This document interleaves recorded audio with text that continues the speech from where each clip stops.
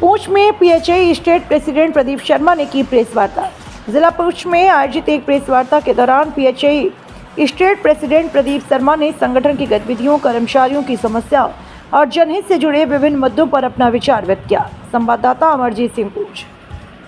कि आज जो है उमरुद्दौला साहब ने उसमें कुछ अपने ही मसले रखे जो कि बेबुनियाद और जिसमें मैं समझता हूँ कि अगर कोई काम हो तो फिर मीटिंग भी रखी जाती है।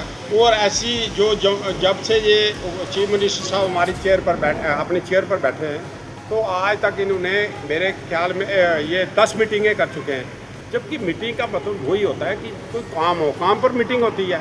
तो जो काम करने होते हैं तो मीटिंग के बगैर भी काम किए जाते हैं, मगर इन्होंने इस वक्त तक कोई काम नहीं, कोई कुछ नहीं है। तो मीटिंग पर मीटिंग जारी है इनकी। और आज हमें उम्मीद थी कि आज हमारी इस मीटिंग में कोई ना कोई जो है उमरुद्दौला साहब जो ये 20,000 डेली विजिट का एक आर्डर करेंगे, मगर इसमें उन्होंने कोई काम नहीं किया। और इस वक्त तक डेली विजिट जो है बेचारा एक रिटायरमेंट के किरदार पर खड़ा है। जैसे सुजमा में कोई बात हुई तो उसमें उन्होंने सेंटर ने मकान भी दिए उनको, चलो देने चाहिए, गरीब लोग हैं। तो बाकी उसमें उन्होंने वो भी दिया, उसको जगह भी दी। तो अगर वो स्टेप उठा सकते हैं, ये 26 साल से डेली विजिट बेचारा एक परेशान बैठा है।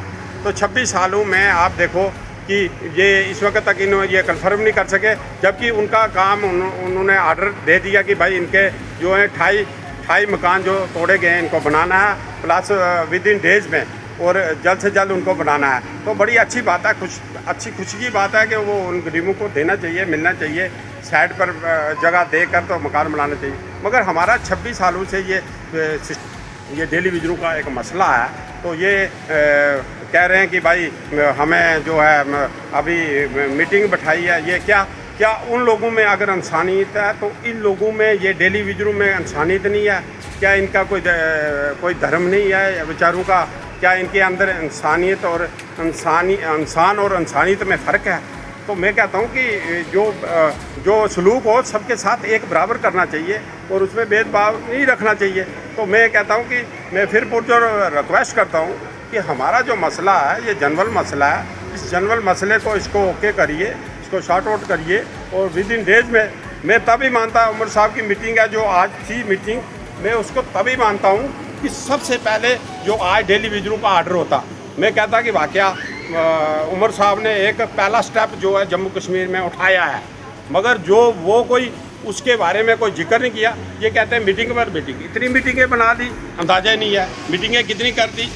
तो ऐसे मीटिंग ही चलती रहेगी जहाँ अपने मसलों को लेकर स्टेट फ्रूट कहते हैं, स्टेट फ्रूट दो हमें, स्टेट का दर्जा दो। स्टेट का दर्जा भाई सेंट्रल गवर्नमेंट ने इसलिए लागू किया था कि सेंट्रल गवर्नमेंट ने कि स्टेट का जो लाल आर्डर है मेंटेन रहे और बैलेंस में रहे स्टेट, उसके बाद ये दर्जा दे देंगे।